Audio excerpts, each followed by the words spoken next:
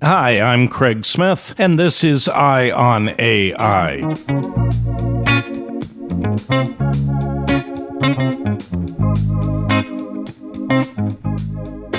Last year, I had Evan Sparks and Amit Talwarkar on the podcast to talk about Determined AI, their startup which aims to provide cutting-edge deep learning software infrastructure for everyone. Since then, in line with their mission to democratize ML infrastructure, they've decided to open source their deep learning training platform in hopes that it will help machine learning engineers more easily build better deep learning models.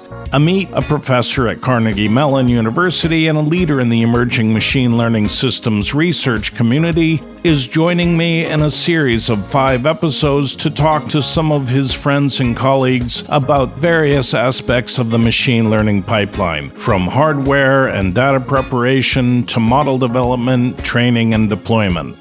As everyone listening knows, deep learning feeds on data, and the first step in feeding data to any algorithm is to make it machine consumable.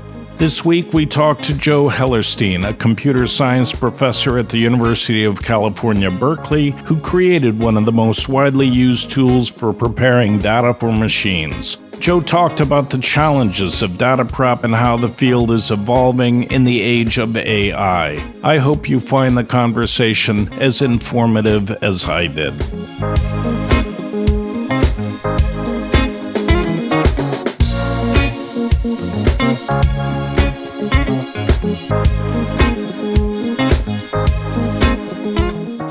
Joe, why don't you introduce yourself and then talk a little bit about how data prep is the first step in any machine learning project, and you can talk about some of the anecdotes that we've heard. Sure. Well, happy to give a little background. I'm a professor at UC Berkeley in the computer science department where I've been since 1995. Prior to that, I did my graduate work in database systems, and before that, spent a year at IBM Research. So I've been in academia and industry, and over the years, been involved in startups and big companies as well. Worked at Intel, been an advisor to EMC, but also startups. And in 2012, I was doing research with some colleagues at Stanford who work in human-computer interaction. And we were studying this problem that people who had data didn't seem to have the capacity to get it into a shape where they could work with it, to be able to plot it or to be able to run analytic functions on it. And we were thinking at the time about users like journalists who were trying to work with data to support stories that were important to people. And we wanted to make it possible for these people to work with data in the way they would work with any other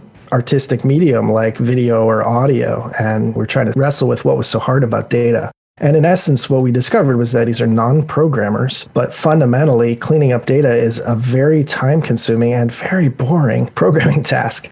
And so we asked ourselves, can we use a combination of visual interfaces and intelligent AI algorithms in the background to make it possible for people to take their messy data, which may come from many sources, put it together, clean it up, and get it into the rows and columns you need to build a chart or run a machine learning algorithm. And so that work was called Wrangler. And then we saw great uptake on the open source of that. So we went ahead and built a company called Trifacta to commercialize the Wrangler technology. And that was in 2012 that we began. And today, Trifacta's Wrangler product is offered by Google as Google Cloud Data Prep, and it's also offered by ourselves directly as the Trifacta Wrangler product. And it's in use at corporations all over the world, and you can use it for free on the web as well. And that's not only for machine learning. This is data prep for any system that ingests data. Is that right? Yeah. At the end of the day, anybody who's working with data has to deal with the messiness that's in that data. They have to make sure that things line up so that they can be analyzed. They have to make sure that things are coded uniformly. They have to make sure that outliers and strange readings are taken out of the data or rectified. There's just all sorts of things you need to do for any purpose that you're working with data. Amit, can you talk about how data prep relates to machine learning systems in particular? We were talking earlier, Andrew Karpathy says that when he was a graduate student, he spent all his time worrying about algorithms, and now that he's at Tesla, he spends all his time worrying about data and data preparation. Sure, happy to do that. I think the simplest connection is just machine learning is powered by data. If you don't have access to data that you can reason about and learn from, you can't perform any machine learning. So clearly, the underlying linchpin of machine learning is the data. And so you need the data to be prepared and collected and labeled and so on before you can actually potentially use it. And kind of building on the story that you just told, you see this in academia as well. And I'm thinking about this with my academic hat on as well. I'm also a faculty at CMU, and I'm teaching a course in the fall on end-to-end machine learning. It's quite a departure from what you typically see in intro machine learning courses, which is that an intro machine learning course will often explain to you the 10 different supervised learning algorithms, what an SVM is, what a decision tree is, what naive Bayes is, what deep learning is, and so on and so forth.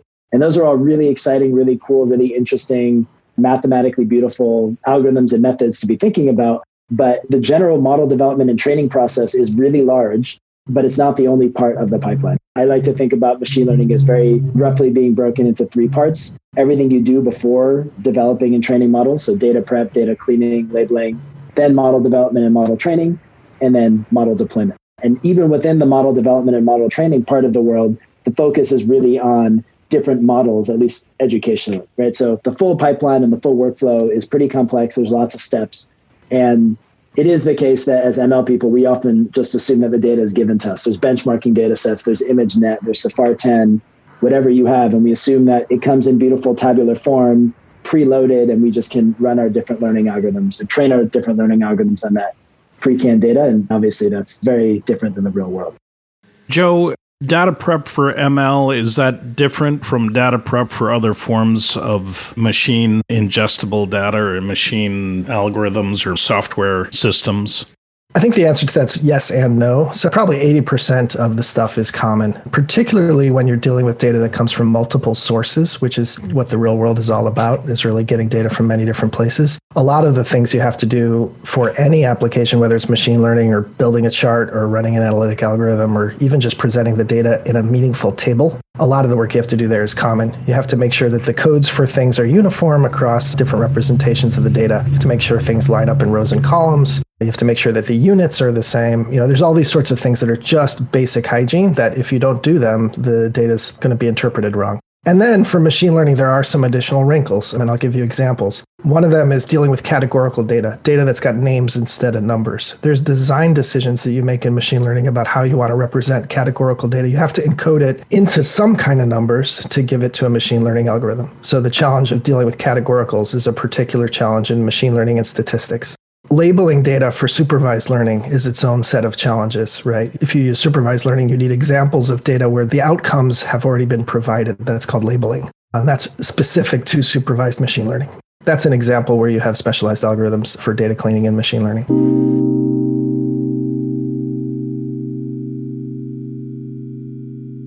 Trifacta deals primarily with text-based data or numerical data as opposed to unstructured data like images or video or audio. Is that right?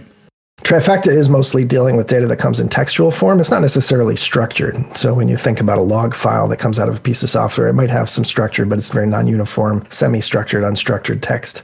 But we don't work with media files like video or audio. Can I follow up on that? I was curious, what are common examples of the raw input data that your customers typically start with that they want to wrangle?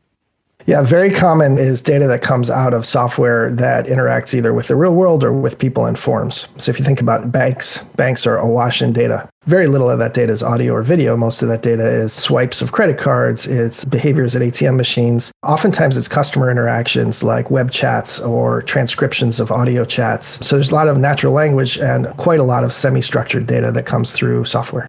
What are the steps of data prep generally and then specifically for machine learning?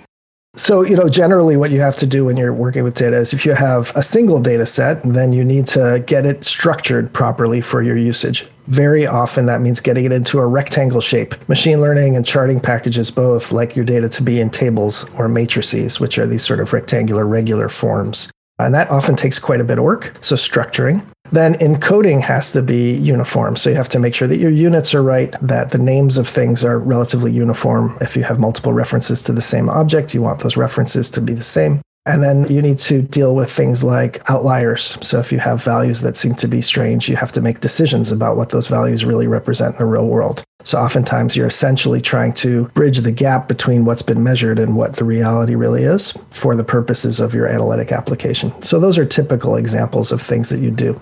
And then again, in machine learning, as I said, there's some wrinkles like dealing with null values. Turns out to be something machine learning algorithms are very sensitive to. When you have missing information, the statistics want to know a value. And if you say, I don't know the value, you have to come up with an encoding for that. So machine learning is often brittle when it comes to missing data. So you have to do what's called data imputation to guess at the appropriate values or harmless values you can put in. You have to deal with categorical attributes that are non-numerical. And then with supervised learning, you have to do labeling as well.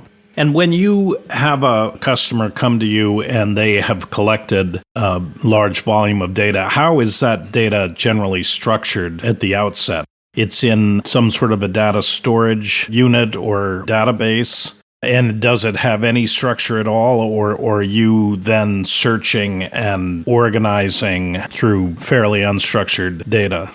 Oh boy, Craig, the answer to that is it's everything. Data comes from all sorts of systems. So sometimes you get a nice file that you can read on a screen. That's not uncommon, but also very commonly the data has been locked up in some system, whether it's a database or an application like Salesforce. So you have to build a connector to get the data out. And then the data comes in like every format you could possibly imagine, some of which are outrageously maddening when you finally look at them. I'm reminded of data we were given early days of the company by Bloomberg as a challenge, and it was shipping manifests. Now, these are national data that's required by the federal government, and holy moly, every line is formatted differently. You're like, what is going on? After great study, you can discover that there's 32 different kinds of lines, and they tend to be in order, but sometimes lines are missing. It's just remarkable how messy data can be. It's as if it's like there's an adversary out there making up ways to represent data to make your life difficult. Has that gotten better or worse over time? Are people adopting standards these days, or are things as bad as they've ever been? Okay, so I have a charming story of taking Trifacta to a startup company, which is now a very large payment processing company. And this was in their early days. And we went to them, and I was in a room with a bunch of young engineers and one senior engineer who had been around in the industry for a while. And I said, you guys have lots of data, and you're doing payment processing. You must have dirty data that we could help with. And they said, oh, no, we have no dirty data because the data comes from our own systems. And whenever the data isn't the way we want, we tell the engineers who build the systems to change the way they represent the data so that we keep it uniform. And the older person in the room just kind of smiled and said, yeah, that works for now. But, later on, I assure you we will have these problems. The story of that anecdote is basically that in any reasonably mature environment, you have a million formats of data. And each one of them made sense to somebody. But by the time you get working on it, you've got a hodgepodge. And then how does Trifacta handle that, or how does anybody handle that? You don't lay it all out and have a bunch of guys looking at it and identifying anomalies. Does Trifacta scan the data and highlight anomalies, or does it do an analysis then that you use to tell it how to massage the data further? Yeah, so we have a strong point of view on this idea that data preparation is a collaboration between human intelligence and AI. That basically humans can't do all the work themselves. It's too tedious. There's too many things to keep track of. At the same time, there's no automated algorithm that takes input data and produces good data. You can't say, Siri, clean my data, and expect to get anything good out. And the reason for that is essentially that data is a medium. You use it like you use clay on the potter's wheel. You shape it for purpose. And so depending on what you want to do with the data and depending what's in the data, you make decisions, design decisions essentially about how you're going to transform that data for use. And so you need to be in dialogue, essentially, with these algorithms that are analyzing the data to try to figure out what the outcome should be. And so that's a sort of lovely dance between analytic algorithms in the background and human insight in the foreground. At the end of the day, you want the people who know the data best making decisions about what the data should look like. I see. So is that kind of where the HCI comes in, to allow the human to interact as the algorithms behind the scenes are trying to process the data? Absolutely. The biggest challenge I think that we were facing in the research and in the product with Trifacta is how do you get that collaboration between the human domain knowledge about what the data is being used for and their intent, and the algorithmic ability to look in the data and summarize and detect patterns. You need to build a bridge there. The bridge is typically going to be visual. It's very hard to imagine doing this, say, with a voice recognition system. But with enough visualization, you can build interfaces where the algorithms that are analyzing the data and the people who want the outcomes can begin to be in a feedback loop with each other. Is it sort of like visual unit tests or visual testing of some sort to eventually convince the user that the algorithms are doing the right thing and that they can trust the data that's coming out? Yeah, what's interesting about it is it's a bit like software engineering, but it's a bit like media editing, like film editing or audio editing, in the sense that you're looking at this thing, you really want to kind of poke it and shape it in ways that are pretty visual. But at the end of the day, you're building a program, a script to transform the data using algorithms. And so that back and forth between kind of the visual intuition and the programmatic expression of a recipe for cleaning the data is where some of the magic lies. And the visualizations, are they curves on a graph? What kinds of visualizations are they? And how does the user manipulate them? Do they literally manipulate the shape of the visualization and that's transferred to the data? Or are you setting parameters and watching how that affects the visualization that you're working with? So you actually asked a question about visualization, and then you asked a question about interaction. And those are actually two different things that are both hard. For visualization, I have a colleague, Manish Agarwala, who's a professor at Stanford in human-computer interaction. And Manish made a very good point, which is that a table, like a spreadsheet or a table in a book, is a form of data visualization. And it's a very powerful one. So very often you want to see some of the data, like explicitly, a sample of the data. So that's one kind of visualization that's traditional, extremely powerful and useful. Another thing you'd like to see is, say, if your data lines up in some columns, you might want to see summary statistics of those columns. And bar charts are surprisingly effective. Histograms for numeric data or sort of most frequent value bar charts for categorical data. And then sometimes you want to see multi-attribute or multivariate, as they call it, visualizations of how columns might correlate or rows might correlate. So we use a mixture of visualizations in Trifacta, but it becomes very familiar and seamless after a while because of the HCI work that's been put in. I think the key is simple visualizations are often much more powerful than exotic ones. And then how do you adjust the underlying data? You see the visualization, you see that something's out of whack, it isn't where you want it to be. Do you then go into the data and find the correlating data and adjust it? Or is there some automatic link between the visualization and the underlying data? So we took a fairly principled but also fairly opinionated stance on what we thought a good interaction model was for working with data. And this followed years of experimenting and research and user studies. We use a technique we call predictive interaction. And the idea is that someone should be able to gesture on the screen at something that looks interesting to them. That looks wrong. That looks good. And as they point at things on the screen, the AI algorithms can come in and take that interest of the user, as well as the data that the algorithm is looking at, and suggest ways to transform the data based on that interest. So if you point at an empty cell, you're telling the algorithm something about your interest in empty cells, right? And then rather than the user sort of trying to manipulate the data the way you'd manipulate a video file, by cutting and trimming and so on, it automatically suggests outcomes. So it'll show you previews of transformations of the data if you were to take one or more steps. And then for each of those previews, there's an associated sort of English description of what it's going to do to the data. We call this the guide-decide loop. So the user guides the AI algorithm to interesting features in the data. The AI algorithm presents a ranked list of suggestions for what to do next. And then based on visual representations of those suggestions, the user can decide what their next step should be. And if you're dealing with, let's say it's fairly structured, but 1 million lines of tabular data with 100 columns, you're not going to look through it to find things that stand out. So I was asking that before. Does the system spot anomalies, spot potential problems, and bring them to the user's attention?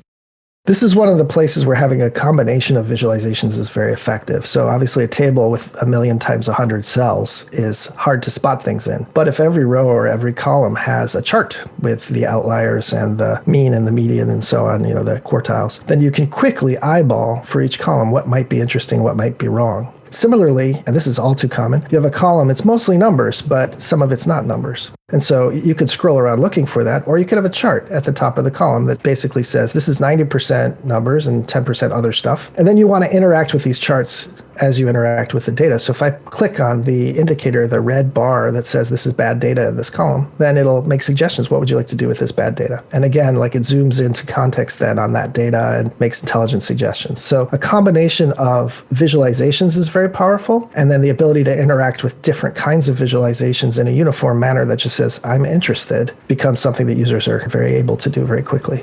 I'm fascinated by this idea of data as a medium that you manipulate. People tend to think of data as ground truth, but for example, in these suggested ways that Trifacta offers up to deal with different anomalies or different potential problems in the data. Each one will have a different effect on the outcome.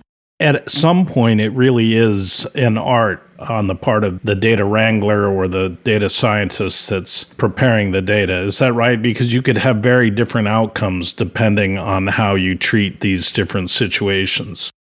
Yeah, I think there is quite a bit of judgment that goes into data preparation, and it absolutely has effect on outcomes down the line. I don't want to overemphasize it in the sense that some algorithms are more robust to dirty data than others. Some tasks you're trying to do are more robust to dirty data than others. So sometimes you want the quick and dirty, and you take the data and you just kind of get it to be in an okay shape and you move on. Sometimes you really need to do creative things to the data to be able to see what you want to see with your algorithms. So it varies, but it's a big word, Art. I don't think it's always required. Sometimes it is.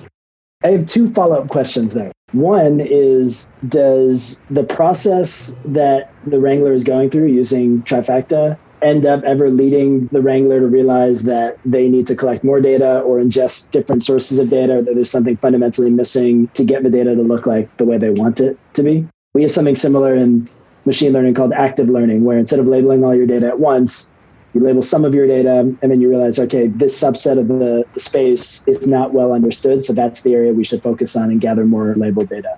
I'm wondering if there's an analogy in this sort of setting. Interesting. It's certainly the case that you never know your data as well as when you're wrangling it into the shape you want it to be for using it in your next step. Your head's completely in the game at that point with the data. And so it's actually a very powerful time. It's sort of like when a software engineer is deep in their code. You really have context on what's going on, and you lose that context very fast. The next day, the week after, you can't remember anymore. And so yes, while you're in there, you notice all kinds of things about the data, what's wrong with it, what you're missing, and so on. I think the idea of active learning that you bring up is an interesting one, because active learning is a statistical method, right? It says, here are places where we have high entropy that we want to resolve. And that's something that we would treat as more of an analytic task and less as data preparation. So what this leads to, though, which you alluded to before, is you may have a pipeline, data prep, training, deployment, but that pipeline is a loop. You do your data prep, you do some training, you realize your model's not very good. Why? Well, you go back and you see there's really high entropy in some of your data, and you might use active learning to try to augment it, and then you start the pipeline again. So that looping between all these stages is super valuable in the machine learning lifecycle.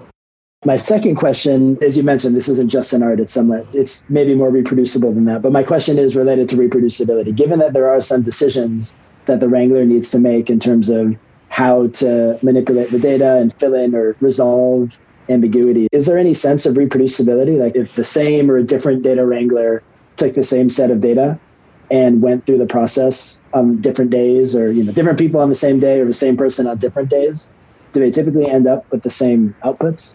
So there's, I think, two aspects to this that you're alluding to. The first is simply, is the work that I did yesterday actually reproducible, like deterministically? Yeah. So if you edit data in a spreadsheet, which happens all the time, you'd be surprised how often that's how people clean their data, you lose that context of what you did. You started with data, you changed it, now you have a different spreadsheet, the end. So it's very important that whatever tools you're using or whatever processes you're using documents your data transformations in a programmatic way that you can rerun. And so absolutely in Trifacta, it's essentially generating code out the bottom, and that code is a data wrangling. We call it a recipe. It's a program for manipulating the data. And folks who are software engineers do this by nature, right? They write data wrangling programs. So that's really important. And it's kind of table stakes. I think that's basic if you're going to do a governable, reproducible data analytics or machine learning. A second question you asked, which is, I think, deeper, is suppose you took two different people, you gave them the same data set and the same task, and you locked them in two separate rooms. Would they prep the data in the same way? I think the answer to that's almost certainly no. And depending on how robust or how sensitive the software algorithms are, you would get different outcomes. Yeah, that's correct. Can you talk about the role of labeling for supervised learning as a subset of data prep? And does Trifacta handle that at all? Or is that just one of the kinds of data that Trifacta handles? So, supervised learning, traditionally, you have a data set that's been augmented with outcomes, with labels, right, of what the predictions should be. And in the traditional setting, those came organically in some way, hopefully. So the labels came because, for example, they were part of a process, and you're trying to predict how that process will go in the future, but you have the past data. And so certainly we see lots of data that people are using for supervised learning that has labels in it already. The separate issue of I have unlabeled data and I would like to extract labels from it is not something that Trifacta focuses on, but there are two general approaches to doing this. One is to get humans to label the data. The second is to write what are called weak supervision scripts, which is like little scripts that you might write that are probably pretty bad at labeling the data, but they make some sort of sensible guess. They're like rules, essentially. So we're talking to Alex Ratner in a future podcast. Alex did his PhD in this area of weak supervision, and it's really interesting work. So I'll leave it to Alex to explain the technical parts. But basically, any piece of software can post these little rules for labeling the data. The interesting bit is mixing them together to get a statistical signal. And that's the kind of work Alex was doing in his PhD and is doing in his company. Do you have any experience with synthetic data? I had a fascinating conversation yesterday with a guy that's working on building synthetic data sets, mostly visual, but also still images. I guess in that Trifacta is only dealing with non-visual data, that wouldn't matter. But then again, I would presume there's other forms of synthetic data that are not visual. There's a long tradition, actually, of test data generation being a product feature in the data preparation ETL space. Everybody needs test data to see if their scripts are working and their systems work end to end. If you want to show demos to people and you don't want to use private data, you need made-up data. You can go to a website called Makaroo.com and build yourself a surprisingly rich table full of names and emails and all sorts of stuff, and it looks very plausible. That's like a fairly traditional space. Here's the thing. People are very bad at recognizing whether a table of data is realistic or reasonable. People are uncannily good at recognizing whether a video is from the real world and is reasonable. On the flip side, what that means is that people are very bad at cleaning up data, but they're actually reasonably good at recognizing imagery and audio. And so the generation versus recognition trade-off here is quite different. That's interesting. How does the prepared data then connect to a model, whether or not it's a machine learning model? Is this through an API to the cloud? Is there some tighter connection where Trifacta actually launches the data training or the next step in the pipeline?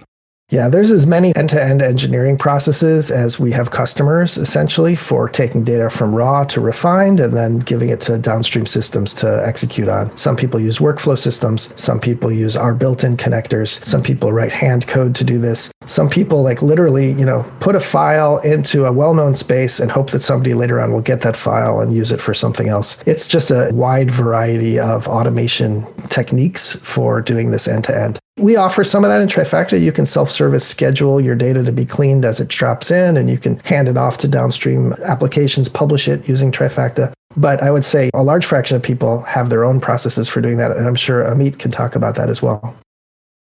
This data, once it's prepared, it's valuable. Are there markets where you can trade this prepared data so that people don't have to go through it over and over again, at least sort of generic data? I think that's a super interesting question. I'm sure there's more than one answer to this, but to me, the first thing that comes into mind is kind of the cost of data and privacy considerations, and also things related to kind of meta learning. So it makes a lot of sense to share data and to use data across multiple organizations, multiple individuals, or what have you. But there's a question of how to incentivize organizations to actually share their data. Mike Jordan, a professor at Berkeley, gave an example of this a few years ago at a conference talk he was giving about, imagine you have 3 big credit card companies and all of them are collecting a lot of data on individuals. If they pool their data together, you can imagine all of their risk models could potentially be better. But there's privacy considerations, but there's also incentives that really have to be considered in terms of why would Amex share their data with MasterCard? What happens if Amex's data is better than MasterCard's and Visa's is better than both of them? There's actually some interesting work by some folks at Berkeley, Dawn Song and her group, trying to quantify the value of data, which might lead to help people incentivize how they should share and how they should be monetized or incentivized monetarily to share their data. But I think the privacy concerns are kind of big there. I have actually a number of real-world examples of this, but they are constrained. So the typical example is financial markets. In the US, Bloomberg, and in Europe, Deutsche Börse, who's a Trifacta customer, they sell data sets all the time. In fact, basically for Bloomberg, it's most of their business. And then another example, another Trifacta customer is a company called Nation Builder. They went to the trouble of going to all the county courthouses around the United States, getting the voter rolls. All of those are completely different formats, cleaning that all up and then selling it to political campaigns, including all the presidential candidates in the last election, except for the Democratic nominee. And that was their entire business.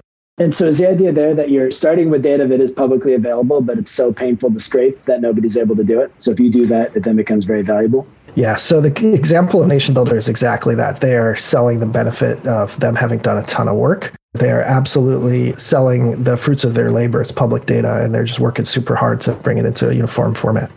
And who does this work, the data prep work? Is it done by the data science team at a company that has collected the data? Is it outsourced to people like Trifacta? And what are the skill sets? How do they fit into organizations? And how do they relate to folks doing machine learning or deep learning? One of the things we really wanted to do in our research back on campus, and then when we started Trifacta, was empower the people who actually were going to get value out of the data to do their own data preparation and to not rely on programmers or IT professionals to get the data into shape. And I think to a large degree, we've succeeded at that. So we see customers of Trifacta who are not programmers, who are not necessarily in the IT department. They're in a part of the business that generates value, doing their own data preparation. The category, actually, Trifacta is in the data preparation category, was originally called self-service data preparation to emphasize this point. So we see a lot of that, but inevitably in lots of organizations, there are teams of experts who are really good at working with data, who are tasked with this. And that can work well, but oftentimes the social distance between the person who needs the data and the person whose job is to wrangle data leads to inefficiencies, right? I say, please clean this data up for me. You give it back to me a week later. It's not the way I want it. My questions changed in the interim. I go back to, I say, no, clean it up differently. I want something different. And we iterate on that for weeks. If I'm doing that myself, it could be a daily task that I could even change my mind about on a regular basis. Thinking about this as a business, coming from Berkeley, there's a huge tradition of open sourcing everything. And for our startup, we recently opened essentially our entire product. And it sort of felt like in the machine learning field right now, if you're targeting machine learning or deep learning engineers, they pretty much demand things to be open source. That's just the way the entire community is working. But kind of a key difference is that these folks are all engineers. And so it'd be interesting to hear your thoughts on how you were thinking about open sourcing or not when you started Trifacta and what the implications were. Yeah. Before I get into this, I should say that some people come at open source with a sort of fan kind of outlook or sometimes even a religious outlook. And I want to make clear that I cut my teeth on open source. My PhD was part of the Postgres project. So I was one of the Postgres kids when we were building Postgres back in the 90s. Super proud of the adoption of that software over time. Warms my heart. Having said that, mostly what I've seen over time is two things. One is that open source today is typically a business model as opposed to an inherent good. A lot of the successful open source projects you're seeing now are supported by large, well-capitalized companies. Secondarily, open source works best when it's in a community where people are contributing back to the software. That means that the software has to be of service to that community. In essence, they're scratching their own itches. So you've got software engineers who are building software for software engineers. Right. That's when open source really works. There are a lot of people whose job is not software engineering who need software, right? And so part of the sort of hypothesis of the work we were doing back on campus was there's all these people who work with data who are not programmers. How can we serve them? And the answer is not going to be we'll build an open source community and they'll help build the software. That's not how it works. And so we set out to do it and we ended up not doing open source because as a business model, it made no sense. Now, having said that, if you look at open source, you'll also see very little of it is user interface oriented. Because coders are going to code, which means that most people writing open source tend to write text interfaces to it that you type at. And so if you expect to see excellent user experience in open source, you'll often be disappointed. That very much resonates with me. I feel like the reason to a large extent that ML folks want to be using open source technology is because they want to be able to, if not at least contribute to it, be able to influence it in some way and feel like they're part of that community. If they fundamentally didn't feel like they were part of a software development community in any way, I think things would be quite different. So I'm curious about that. Let me ask a question back to you, which is when I think of the sort of larger data science community, particularly in the field, a lot of those people were not trained in computer science and they're amateur programmers at best. They're data people, they're statisticians. How does that relate to this hypothesis about the machine learning community? I think that the data science community is kind of somewhere in between. It is certainly the case that, for instance, what we're building is somewhere at the intersection of machine learning and just building a fundamental distributed system for machine learning. And our target user is not going to be a distributed system engineer or a systems engineer in any sense. Said another way, a deep learning engineer or data scientist could have a very varied amount of software engineering skills. Some of them are quite strong, and some of the early adopters who are doing this stuff today kind of need to be quite strong because there's a fair bit of heavy lifting to actually get these things to work in production. Over time, I would imagine that that's going to move more and more away from folks who are stronger software engineers. These things need to be more abstract, move away from being traditional software and more towards higher level APIs that someone with the background you were describing is actually able to access. I'm just curious, Joe, with your research hat on, what do you see as kind of the big open questions with data prep these days? I mean, data prep is sort of the gift that keeps on giving. There's always more hard problems in it. So another way to say it is it's miserable. But as a technologist or a researcher, there's always more to do. I think the idea of appealing in a uniform way to people who do want to code and people who don't want to code in a single platform is really interesting to me right now. So I'm spending a lot of time actually circling back on the Trifacta experience and asking, how would coders want to approach the benefits of these AI algorithms in the background that do the analytics in their coding? So I'm personally excited about that. And is that developer then more like a machine learning engineer, or is there a different persona that you're thinking about? Right now, I'm thinking about that machine learning engineer. If you've spent any time doing data wrangling with a library like Pandas or R, it's boring and it's super time consuming, and you write really brittle code that tends to break. And yet people are doggedly doing it that way. They're not using tools. And there's a reason for that. So what is that reason? Try to understand that better. Try to meet the programmers where they live and make their lives better. That makes sense. I'm kind of curious, Amit, about the longer term iteration in the machine learning lifecycle from where you sit. So this idea that like data is not one and done, right? Data comes in over time, formats change, models, topic drift, models stop working, et cetera. This is this whole longer loop between the kinds of things that you spend a lot of time thinking about, the kinds of things that I spend time thinking about. Maybe we can tee that up somehow. I think just generally the life cycle or that loop is exactly what we see. You don't go through the step kind of linearly. You have your data, you train your model, you deploy it, and you're done. I know less about the loops during the data prep process that are internal just to the data prep part, but it is certainly the case that while you're developing models, you don't take your data as fixed and then call it a day, right? You typically see gaps and holes in your data, or you're training on a subset of data knowing that new data is going to come in later. Or for some of the customers we're working with, for instance, they have sensors that are collecting massive amounts of data every day. And so they're kind of retraining their models every day. One way the cycle works is that you're just constantly getting an influx of new data and you constantly want to retrain your models. Another way the cycle works is that at deployment time, you're monitoring in some way. And as you're monitoring, if some alarm bell goes off because all of a sudden, you notice drift in the form of, say, your model's accuracy has gone down or something, you have to go back and figure out what went wrong and retrain from that. So that's conceptually how things work. To be honest, this process is very far from being smooth, right? I'm describing how the world would work in an ideal setting where all of these things were automated and there were natural alarms that went off. In automated fashion, you could just perform this process. Right now, it's completely manual. There are fledgling or emerging bigger and smaller technologies to help with model deployment and modeling. They're not necessarily as well connected as they should be with a training aspect or with a data prep aspect. So these things are more siloed than they need to be.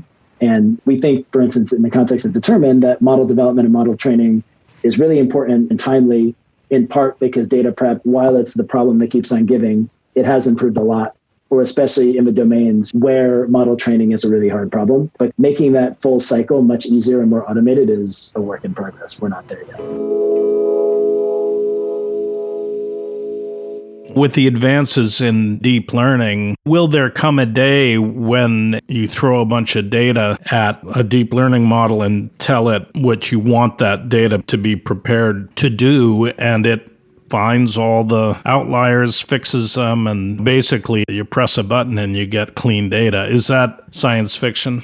I don't think that's science fiction. I just think that it's maybe not the right attack on the problem. So if we wanted more automation, and I believe that we'll get it, I think you still want it in this context of reproducibility and programmability. So I think the idea is you give data and a description to a model and it generates a data cleaning script for you. It generates a recipe. And then you can walk through that recipe visually or programmatically, and you can say, yes, this looks right, I like the output, and it'll work the next time I load more data. So this is somewhere where the explainability of the model doesn't have to be as good if its output is a process, instead of its output being just data. So I'm very optimistic about that. And in essence, it's just an extension of what we're doing today to longer steps rather than one step at a time. We're asking the AI to generate a whole series of steps to clean up the data. And I do think that's very tractable. And also it can be attacked piece by piece and get better over time. Do you still envision that humans are in the loop, just maybe less interactively in that sort of setup? Or is it fully automated? I think humans are always in the loop, if only to examine the outputs and say good or bad, right? Given that this is probably a process that's a many-step outcome, humans can intervene at different points in the process. I'll point out there's a name for this. This is called software synthesis or program synthesis. And it is what Trifacta is doing. And we're just doing it on a finer grain right now of sort of a line at a time. But the program synthesis community is doing very well. It's growing. And I think over time, we'll see it generating much more rich data cleaning outputs from much more interesting specifications of input. We're seeing something similar with program synthesis in the field of AutoML. So there was work by folks at Google recently trying to automatically generate programs to kind of learn gradient descent or to learn learning algorithms. And it required a massive amount of compute, and the outputs are still pretty modest these days, but it's pretty impressive that you can do anything in that sort of area. Could you say a little bit about the type of ML or AI that you're using in Trifacta to help do the wrangling? We use like many dozens of models inside Trifacta of different sorts to do different things. I'll give you examples of the tasks we're trying to solve. So One of them is type induction. You have a column that's got a mixture of different kinds of data in it, and you have to guess at a data type or a set of data types for the column. That's one example. Another example is this predictive interaction stuff. So you click on a value in a column, maybe it's a high value, and I have to infer the ranked list of program steps to recommend to you. Maybe you want to delete it, maybe you want to set it to the mean, maybe you want to set it to null. So the choice of task. Another example is you highlight a bunch of different text snippets in a column, and I need to learn, say, a pattern, a regular expression based on your examples. So there's lots of different little models in there. Some of them, there's been research papers written on them. So the programming by example with regular expressions, that's a topic of many papers. So, it's not like we have one magic algorithm that cleans your data by any means. There's a lot of tasks involved in cleaning data, and they're somewhat different right now. It sounds like the main kind of persona that you guys have been dealing with is not necessarily somebody who then wants to use their data for machine learning.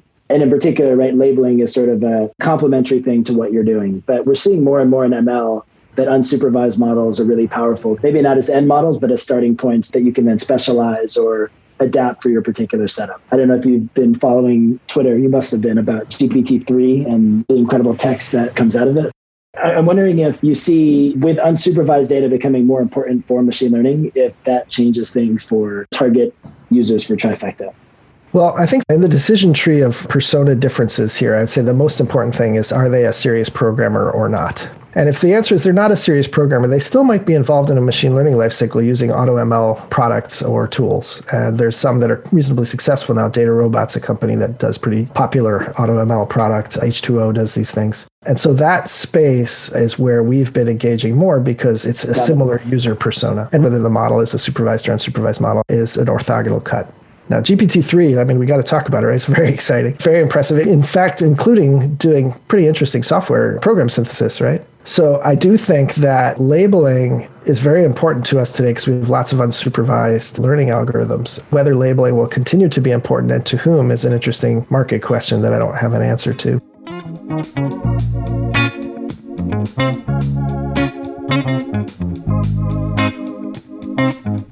That's it for this week's podcast. Amit and I want to thank Joe for his time. If you want to learn more about what we talked about today, you can find a transcript of this episode on our website, www.eye-on.ai.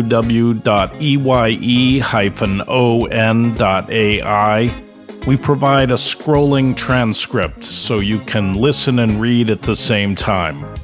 We love to hear from listeners, so if you have comments or suggestions, feel free to reach out. And remember, the singularity may not be near, but AI is about to change your world, so pay attention.